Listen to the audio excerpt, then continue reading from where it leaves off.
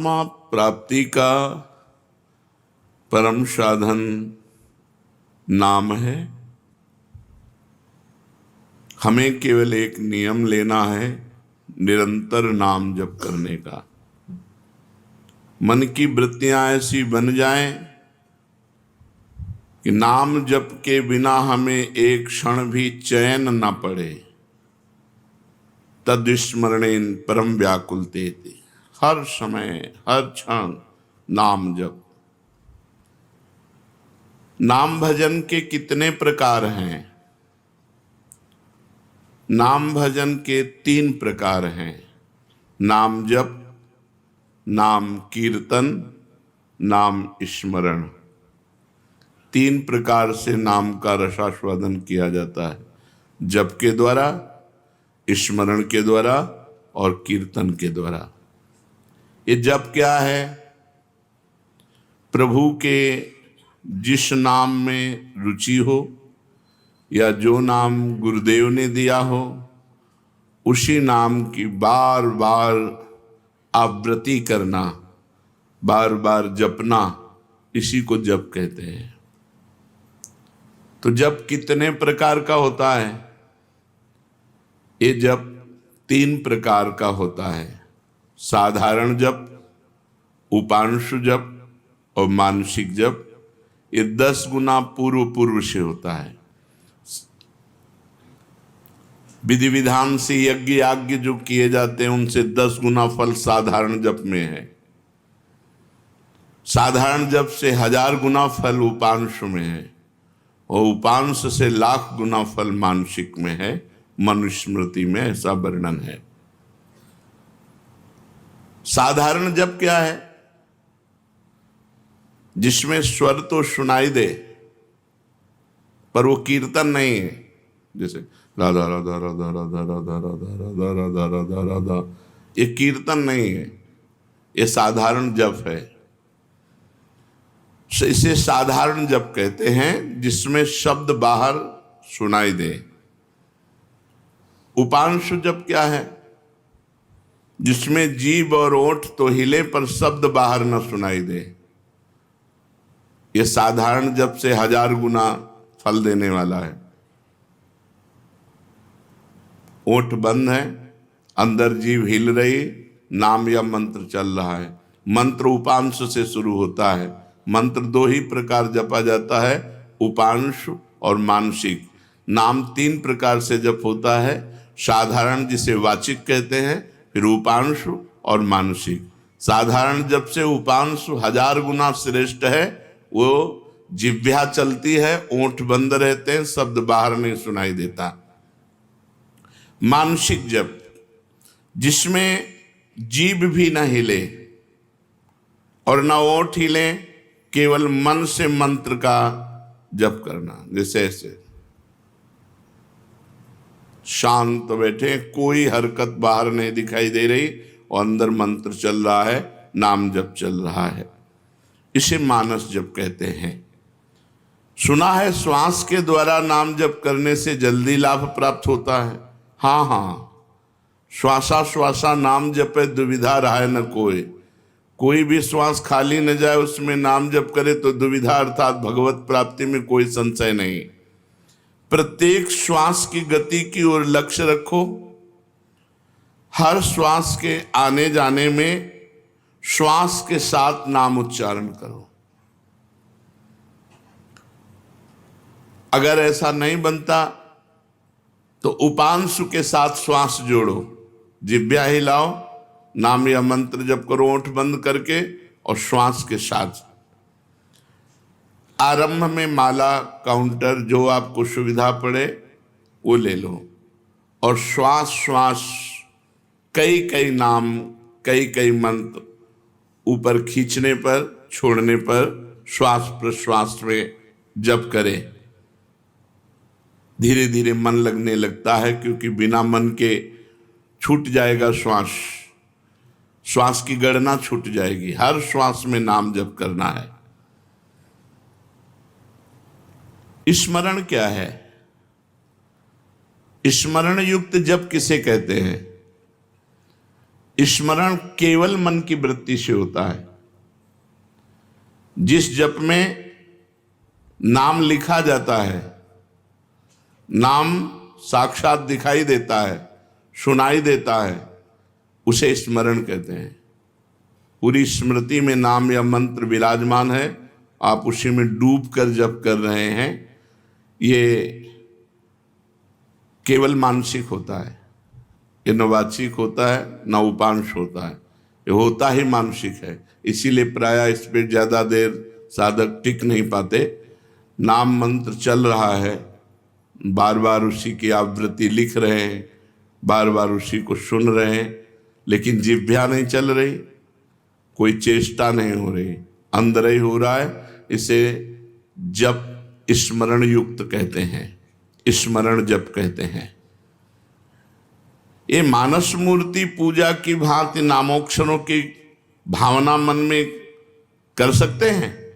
हाँ, कर सकते हैं। जैसे श्री राधा वल्लभ लाल जी की रूप माधुरी सामने है, अब उनकी छाती पे लिख रहे हैं, उनकी बाजुओं पे लिख रहे हैं, उनके चरणों में लिख रहे हैं, और बार बार जहाँ मन आया पूरे श्रीअंग का दर्शन करते हुए वहीं बार बार मंत्र लिख रहे हैं, बार बार नाम लिख रहे हैं। मानस मूर्ति की पूजा की भांति आपको लाभ देगा। क्या नाम अक्षरों की आवृत्ति का और कोई उपाय है? हाँ, मन की रुचि के अनुसार आप आकाश में कर सकते हो, आप हृदय में अपने कर सकते हो, आप अपने मस्तक पे कर सकते हो। मस्तक पे बार बार लिख रहे हैं अपने अंदर से, या आप अपने हृदय में लिख रहे हैं, या सामने बाहर लिख रहे हैं, जैसे आपकी रुचि बने। या आप नाम के पूरे गहने पहना दीजिए ठाकुर जी को। चरणों में नूपुर तो नूपुर की जगह नाम मंत्र, बाजुओं में बाजूबंद तो बाजूबंद की जगह नाम मंत्र, कुंडल की जगह नाम मंत्र, तिलक की जगह नाम मंत्र हम बार बार लिख रहे हैं। ऐसे जैसे भी बने, अंदर से लिखते हुए नाम का स्मरण करना बहुत जोर का लाभ प्रदान करता है। तो नाम जप, नाम स्मरण, नाम कीर्तन। नाम कीर्तन में गगन भेदी स्वर होना चाहिए। उच्च स्वर स्तंभद सर्वदैव, ऊंचे स्वर से कीर्तन होना चाहिए। जितना उच्च स्वर से होगा उतना ही कीर्तन लाभ देगा। कीर्तन कितने प्रकार के होते हैं? अकेले भी ताली बजाते हुए भगवान नाम कीर्तन होता है। आर्त भाव से अकेले पुकारते हुए ताली बजा रहे, भगवान के नाम का कीर्तन। या कई लोग मिलकर के भगवान नाम कीर्तन कर रहे हैं, भगवान का गुण कीर्तन कर रहे हैं, मृदंग है, मंजीर है, धफ आदि वाद्य बजाते हुए कई लोग मिलकर भगवान के नाम का कीर्तन, गुण कीर्तन। संकीर्तन का क्या प्रभाव है? जहां तक नाम पहुंचेगा वहां तक निष्पाप कर देगा।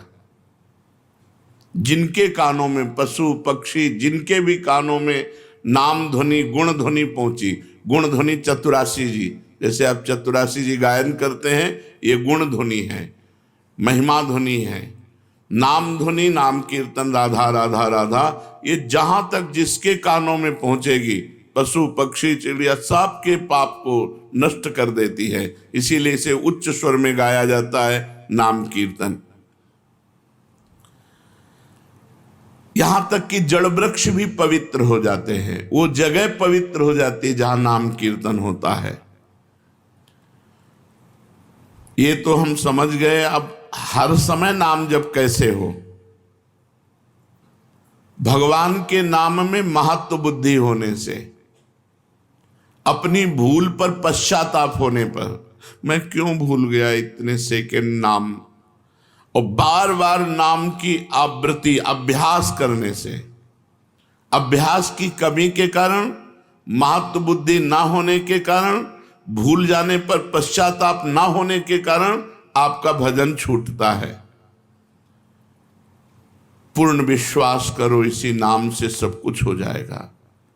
नाम में रुचि हो जाए, नाम में प्रेम हो जाए, यही हमारी साधना की पूर्णता है। विश्वास और प्रेम ही भजन है। भजन क्या है? विश्वास और प्रेम, नाम में रुचि और विश्वास है कि इसी नाम जप से सब कुछ हो जाएगा। नाम में ही विश्वास और नाम में ही रुचि, इसे ही भजन कहते हैं। और भजन करते हुए भी यदि भजन में रुचि नहीं हो रही तो 10 नामापराधों में कोई एक अपराध बन रहा है, उससे बचना चाहिए। पहला, संत पुरुषों की निंदा। ये बड़े बड़ों से बन जाता है। जिनको अपनी साधना का गर्व होता है उनसे जरूर बन जाता है अपराध। वो दूसरे को लघु समझते हैं, हे समझते हैं। और जहाँ साधना इस बात की है कि सबको अपना भगवान मानना है, वासुदेवा सर्वम, सबको भगवान मानना है। मैं सेवक सचराचर रूप स्वामी भगवंत, मैं सेवक हूँ, चराचर जगत मेरा भगवान है। लेकिन अपराध तभी बनता है जब अपने को बड़ा भजनानंदी, बड़ा साधक, बड़ा तपस्वी, बड़ा संत मान लेते हैं, तो फिर अपराध बनने लगता है। या हम किसी संत में दोष दर्शन करते हैं तो अपराध बनने लगता है। देखो, एक संतों की स्थिति होती है। कुछ स्थितियां ऐसी संतों की होती जिनको देखकर आपको लगेगा ये पूरे संसारी हैं, लेकिन वो संसारी नहीं है, वो बड़े भागवतिक हैं। हम बाहरी स्थितियों से नहीं समझ सकते हैं। पूज्य स्वामी श्री अनंग बोधाश्रम स्वामी जी महाराज दिगंबर रहते, गंगा जी के किनारे 12 महीना कष्ट सहते। और जब वहाँ खेत करने वाले जो तरबूज की खेती, सब्जी की खेती गंगा किनारे करते हैं, वो जब आते तो उनके पीछे लग जाते। वो कहते, सुनो थोड़ी तमाकू दे दो, थोड़ी तमाकू दे दो। जहाँ धर्म सम्राट कर पाते जी साष्टांग दंडवत जिनको करते थे, प्रभुदत्त ब्रह्मचारी जी भगवान मान के आराधना करते। वो कहते, स्वामी जी तुम रोज मांगते हो, हम गरीब आदमी कहाँ से तुम्हें दें? अरे बोले थोड़ी दे दो यार। अब आप कैसे पहचानोगे कि किस कोटि का महापुरुष है? अगर आप उनकी इस चेष्टा को देखेंगे तो आपकी अश्रद्धा ना हो जाएगी? यार तमाकू, थोड़ी तमाकू के लिए इनके पीछे ढूंढ। और ऐसे महापुरुष के बड़े बड़े महापुरुष साक्षात चरणों में लौटते। संतों की बाहरी चेष्टाएं कुछ ऐसी हो सकती हैं जो हमारी समझ के परे हों, तो उन्हें केवल नमस्कार करें। पहला नामापराध है संतों की निंदा करना, सत्पुरुषों की निंदा करना। ये नियम ले ले, हमें किसी संत की निंदा नहीं करनी। और संत चाहे 1000 वर्ष से तपस्या कर रहे हो, चाहे आज दीक्षा लिया हो, शालिग्राम भगवान चाहे 100 वर्ष से सेवित हो, चाहे अभी विराजमान हो, वो बराबर होते हैं। जब पारस ने स्पर्श कर दिया तो चाहे 100 वर्ष पुराना सोना हो, चाहे अभी का सोना हो, वो तो सोना सोना ही है। ऐसे ही संत संत हैं। कभी किसी साधक के प्रति भावना नहीं तो कल का छोरा है, नहीं नहीं। वैसे भी सब में भगवान विराजमान है, संपूर्णतया भगवान ही सब, वासुदेवा सर्वम ही। तो फिर संत वेश है तो हमें नमन करना चाहिए। हमारे नेत्र सबको नमन करे। अगर किसी को छोटा मानते हैं तो दोष दर्शन हो जाएगा। सब में भगवान है। तृणादपि सुनीचेन तरोरुषैष्मणा। नाम जापक, नाम कीर्तन करने वाला कैसा होना चाहिए? तृणादपि सुनीचेन। क्यों? क्योंकि अगर ऐसा भाव नहीं तो निंदा किसी न किसी की करेगा और नामापराध, नाम में रुचि नहीं होने देगा, नाम जपने में बाधा पहुंचा देगा। इसलिए सबसे पहला है संत अपराध, भक्त अपराध। भक्तों की निंदा, संतों की अवहेलना ऐसा है कि बड़े से बड़े तप को एक क्षण में नष्ट कर दे। भक्तन निंदा अति बुरी भूल करे जिन कोय, किए सुकृत बहु जन्म के क्षण में डारे खोए। एक क्षण में बहुत जन्मों के पुण्य नष्ट हो जाएंगे, एक जन्म की कौन बात कहे। इसलिए डरो, भक्तन के अपराध से डरपत रहो। ध्रुवदास जी ने कहा है। शांत, कोई आके गाली दे जाए, 1-2 थप्पड़ भी मार जाए तो राधे राधे, हमारे भगवान हमारी परीक्षा ले रहे हैं। हमारे भगवान आकर के हम पर कृपा कर रहे हैं। यही भाव रखो। तृणादपि शुनिचेन, मैं भी तो संत हूं, नहीं मैं नीच हूं, मैं अधम हूं और सब संत हैं, सब भगवान के स्वरूप हैं। ऐसा मानने वाले से कभी अपराध ही नहीं बनता। अपराध बनता है जब गुणाभिमान होता है, अपने में गुणाभिमान होता है, तब दूसरों में दोष दर्शन होता है। इसलिए यदि नाम में निरंतर प्रगति, उन्नति, रुचि निरंतर जपने की प्राप्त करनी है तो ये 10 नामापराध से बच जाए। पहला नामापराध संत पुरुषों की निंदा। इससे ये बहुत खतरनाक है। विश्व में हर अपराध क्षमा करने के उपाय हैं, लेकिन वैष्णव द्रोह, संत निंदा, भक्त निंदा का उपाय नहीं। होत वज्र की लीक, इसे वही भक्त क्षमा कर दे तो बात अलग है जिससे आप अपराध किए हो, अन्यथा भगवान भी क्षमा नहीं करते। जब दुर्वासा जी भगवान के पास गए तो श्री भगवान ने कहा, अहम भक्त पराधीनो असुतंत्र इव द्विज, मैं परतंत्र हूं, ये सुदर्शन मेरे कहने से नहीं रुकेगा। अगर इसके ताप से मुक्त होना चाहते हो तो अम्बरीश जी के चरण पकड़ो जाकर के। ऐसा ही करना पड़ा दुर्वासा जी को। इसलिए काहे को व्यर्थ में विपत्ति मोल में ले, काहे को पाप की गठरी सिर पर चढ़ावे, किसी की निंदा ना करे। हमको क्या लेना, भगवान जिसको जैसा चला रहे वैसा चल रहा है। तेरे भावे जो करे, भलो बुरो संसार, नारायण तू बैठ के अपनो भवन बुहार। तू अपने अंदर देख, जिन दोषों को देखो, भगवान से प्रार्थना करके उनकी निवृत्ति करो, दूसरों के दोष दर्शन मत करो। दूसरा, नामों में भेदभाव, ये नाम जप नहीं, सब नाम समान फलदायक हैं। तुम्हें जो गुरु जी ने दिया है तुम्हारे लिए सर्वश्रेष्ठ वो है। ध्यान रखो, सब नाम समान फलदायक है, समान सामर्थ्य है, लेकिन हमें जो गुरु जी ने दिया है वो हमारे लिए सर्वोपरि। जैसे हमारे लिए राधा नाम सर्वोपरि, तो सब नाम हम जब बोलते हैं तो ये बोलते हैं, राम कृष्ण हरि शिव जो तुम्हें प्रिय लगे जपो। हमारी पूछो तो हम वृंदावनवासी, राधा उपासी, राधा राधा राधा। हमारे लिए सर्वोपरि नाम राधा है। जो राम जपते हैं उनके लिए सर्वोपरि नाम राम है। जो शिव जपते हैं उनके लिए सर्वोपरि शिव है। जो कृष्ण जपते हैं उनके लिए कृष्ण है। हर नाम समान सामर्थ्य वाला, समान फलदायी।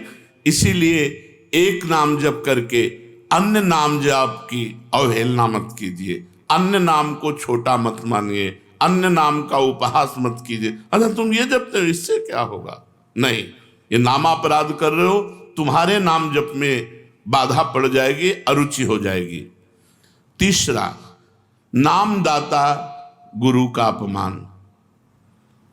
अगर गुरु मंत्र लिए हैं, गुरु नाम लिए हैं, गुरुमुख हुए हैं, आप उन गुरु की अवज्ञा कर देते हैं, अपमान कर देते हैं, अवहेलना कर देते हैं, तो चाहे खोपड़ी के बल खड़े होकर के नाम जप करो, कभी सिद्ध नहीं होगा, कभी भगवदानंद की स्फूर्ति नहीं होगी, क्योंकि नामदाता का अपराध बन गया। अगर इतने भी सद्गुण आ जाए, कभी इतने भी भागवतिकता आ जाए, कोई दिव्यता आ जाए, झूठ बोले बात अलग है, कभी दिव्यता नहीं आ सकती। ये भगवान की बनाई हुई मर्यादा है। जो गुरु अवज्ञा करे, गुरु का अपमान करे, उसे कभी भी भगवत प्राप्ति नहीं हो सकती, कभी भगवान के नाम में रुचि नहीं हो सकती, कभी भगवदानंद की अनुभूति नहीं हो सकती। तीसरा है गुरु का अपमान। चौथा, शास्त्रों की निंदा करना। शास्त्र भगवत स्वरूप है। शास्त्र के स्वाध्याय से ही ज्ञान या नाम में प्रीति होती है, भगवान की तरफ चलना होता है। भगवान का अक्षर ब्रह्म स्वरूप समस्त शास्त्र हैं, एक एक अक्षर में भगवान विराजमान है। इसलिए किसी भी शास्त्र की निंदा न करो, सब शास्त्र भगवत स्वरूप है। शास्त्रों की निंदा अगर करोगे तो नाम भगवान तुम्हारी जिह्वा पे नहीं टिकेंगे, नाम में बाधा पड़ जाएगी। पांचवा, नाम में अर्थवाद। अरे इतनी महिमा नाम की, केवल गाते हैं, केवल प्रशंसा के लिए, ऐसी नहीं महिमा है नहीं। इससे बहुत पतन हो जाएगा, नामापराध बन जाएगा। नाम की जितनी महिमा गाई जाए वो सब थोड़ी है, ज्यादा नहीं है। कहूं कहां लगी नाम बड़ाई, राम न सकहि नाम गुण गाई। स्वयं भगवान राम अपने राम नाम की महिमा का पूर्ण रूप से गान करना चाहे तो वो भी नहीं कर सकते। इतनी महिमा नाम की है कि स्वयं नामी यदि नाम की महिमा का यथार्थ में पूर्णतः गान करना चाहे तो वो भी नहीं कर सकता। तो जो ऋषि मुनि संत महात्मा जितने हुए नाम जापक, वो जो वर्णन करते हैं वो यथार्थ सत्य है, लेकिन पूर्ण नहीं है। पूर्ण तो भगवान भी नहीं नाम की महिमा का गान कर सकते, इतनी अपार महिमा नाम की है।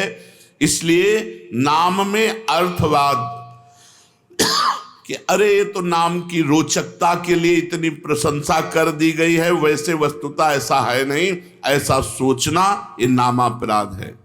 छठा, नाम का सहारा लेकर के पाप करना। कोई पाप कर्म कर रहे, अरे नाम जप लेंगे उससे नष्ट हो जाएगा। पीछे आपने सुना है कि जो नाम के बल से पाप करते हैं उनको अवश्य नरक मिलता है, क्योंकि नाम अबलो नशानी अब ना नशे हो, आज तक किया अब नहीं करूंगा, जपो सब पाप नष्ट हो जाएंगे।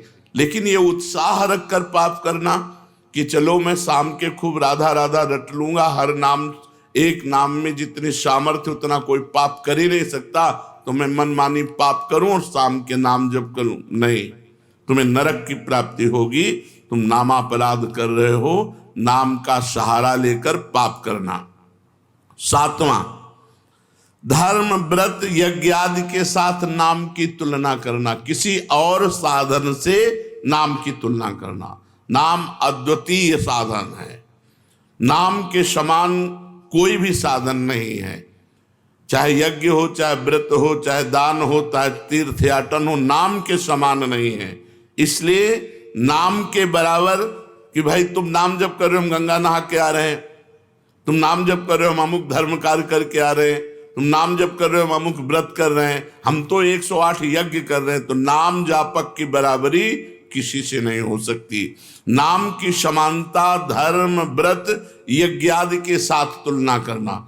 नाम जापक जब गंगा जी को स्पर्श करता है तो गंगा जी निष्पाप हो जाती है, गंगा जी निष्पाप हो जाती है। गंगा पापम, गंगा जी पाप का नाश करते हैं, लेकिन जब नाम जापक गंगा जी का स्पर्श करता है तो गंगा निष्पाप हो जाती है। इसलिए धर्म व्रत यज्ञ आदि के साथ नाम की तुलना करना ये नाम का सातवां अपराध है। आठवां, हरि निंदक, हरि विमुख, अवहेलना करने वाले भक्तों की, उन अश्रद्धालुओं को जो सुनना नहीं चाहते, जो भक्तों की निंदा करते, भगवान की निंदा करते हैं, ऐसों को नाम का उपदेश करना। अब यहां विचारणीय विषय है, जो सुनना नहीं चाहते हैं, अभी आपने सुना कि जब नाम कीर्तन किया जाता है तो यदि उनके कान में नाम पड़े उनका भी मंगल हो जाएगा। उनको उपदेश नहीं करना, लेकिन नाम सुनाना है। दूर से भगवान नाम की जय घोष करनी है, घोर पापी के भी कान में जाएगा तो उसका मंगल करेगा। नाम कीर्तन की महिमा में सुना। तो यहां ये बात नहीं है, यहां बात कही जाती है उसको शिष्य बनाना, उसको उपदेश करना। जो अश्रद्धालु है, सुनना नहीं चाहता, हरि निंदक है, भक्त निंदक है, ये नामापराध है। ऐसे को शिष्य नहीं बनाना चाहिए। लेकिन नाम कीर्तन सुनने का सब कोई अधिकारी है। जैसे जगाई और मधाई, मांस मदिरा आदि सबसे युक्त पुरुष, घोर दुष्ट स्वभाव, भक्त को देख करके ही गाली देना और उनका उपहास करना। तो हरिदास जी ने कहा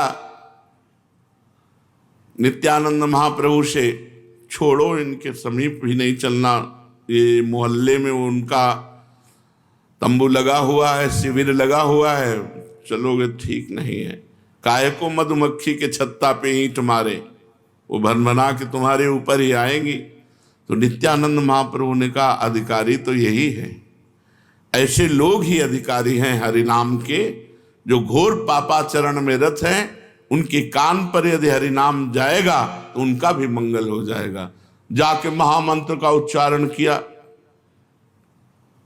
परिणाम वही हुआ जैसे बर्रा के छत्ता में कोई ईंट मार दे। शराब के नशे में थे, एक घड़ा उठाया और फेंक के मारा तो नित्यानंद महाप्रभु के सर पर लगा और रक्तस्राव होने लगा।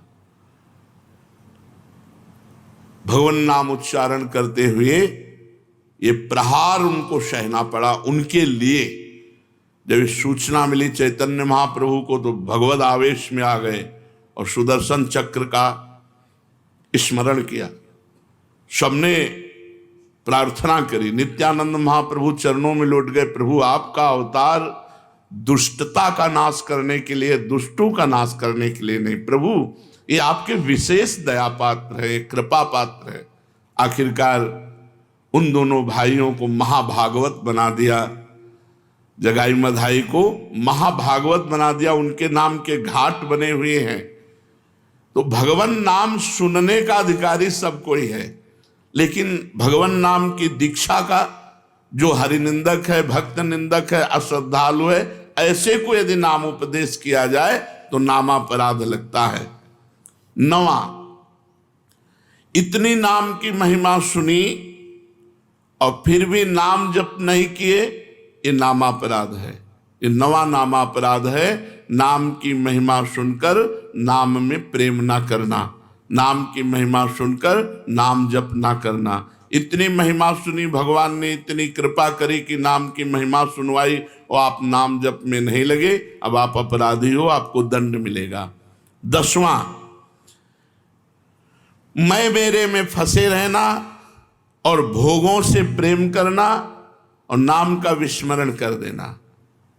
नाम गुरु जी ने दिया, जपने की प्रेरणा की, मैं मोर तोर तैसी माया में फंसे रहे, भोगों में फंसे रहे, तुम्हारी दुर्गति पक्की होगी।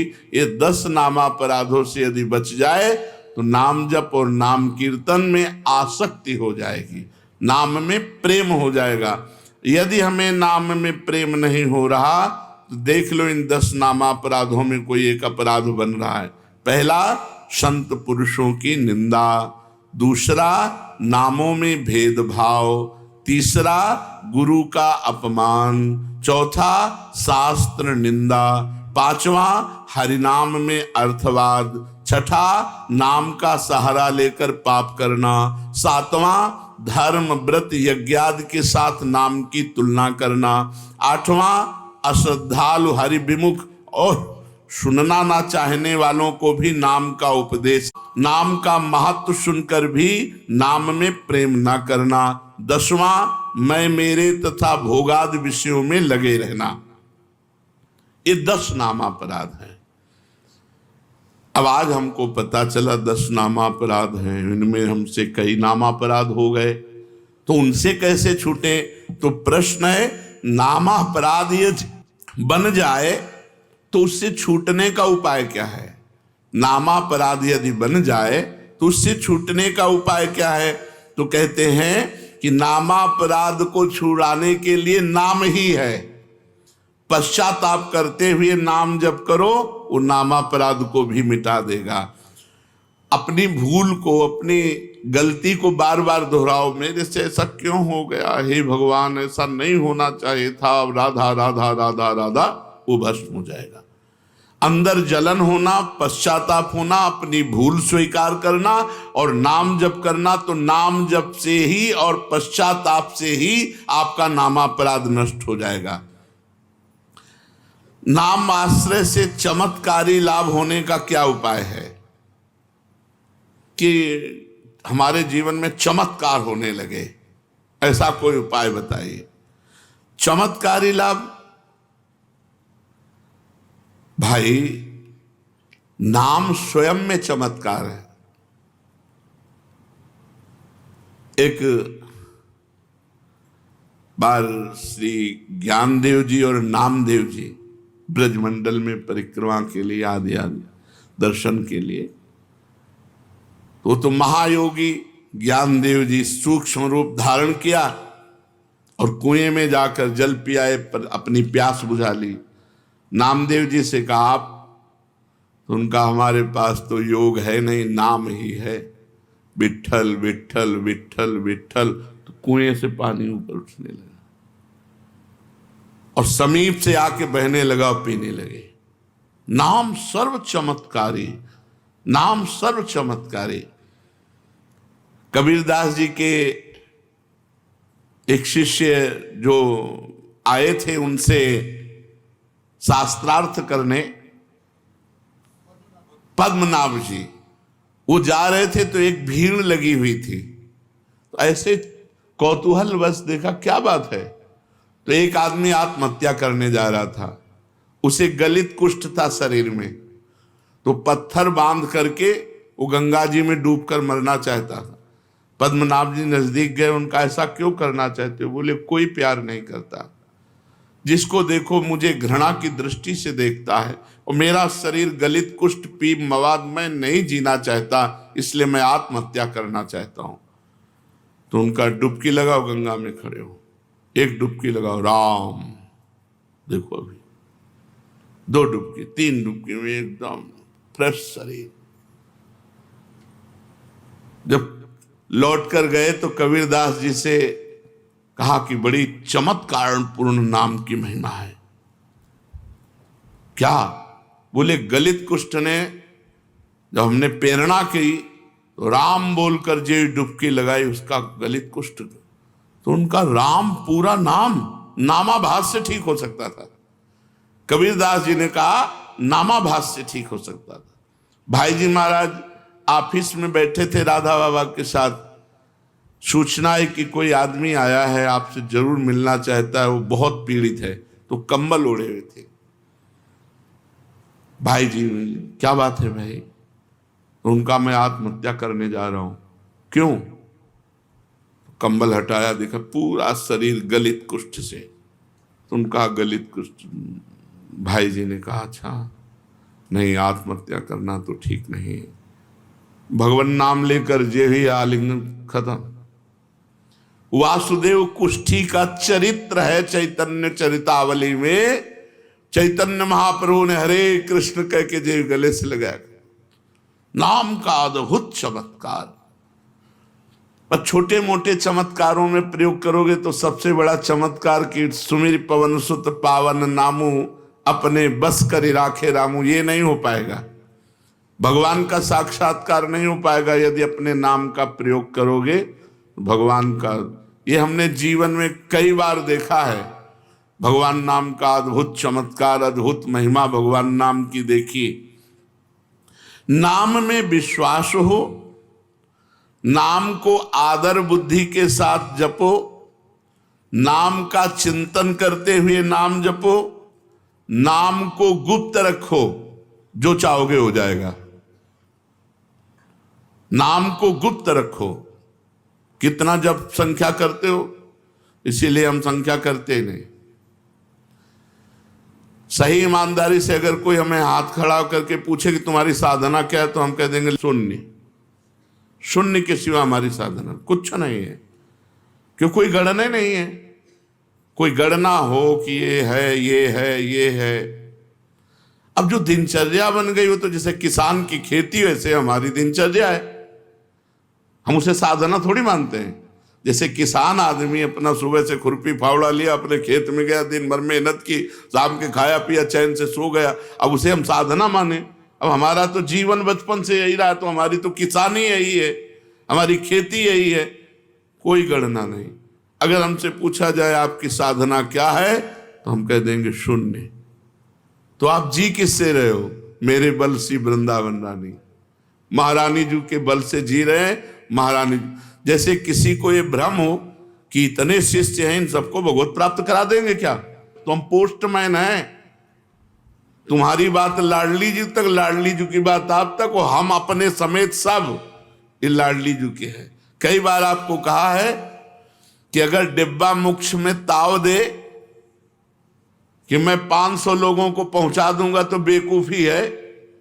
उसका कनेक्शन इंजन से है, इंजन में 2-4 लोग जाते हैं और डिब्बे में 100-200 लोग बैठ करके स्टेशन पहुंच जाते हैं। हमें डिब्बा, इंजन नहीं है कि तुम्हारे में क्या पावर है दिखाओ, तो शून्य है पावर। और पावर इतना है कि सैकड़ों को लाद के पहुंचा देंगे। वृंदावन धाम में बैठ के कहते हैं पावर की पूछो तो धाम में कह रहे हैं इससे ज्यादा सत्य प्रमाणित क्या हो गया।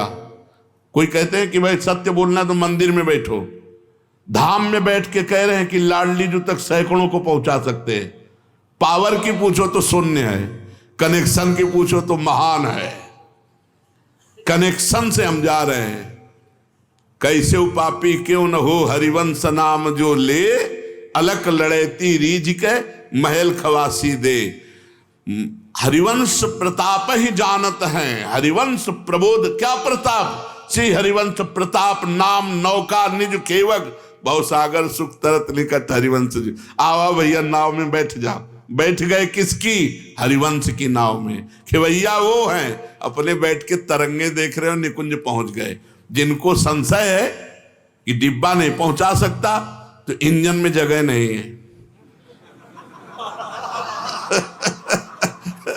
आप ये पक्की बात समझ ले, इंजन में जगह नहीं है, डिब्बा में ही विश्वास करना होगा।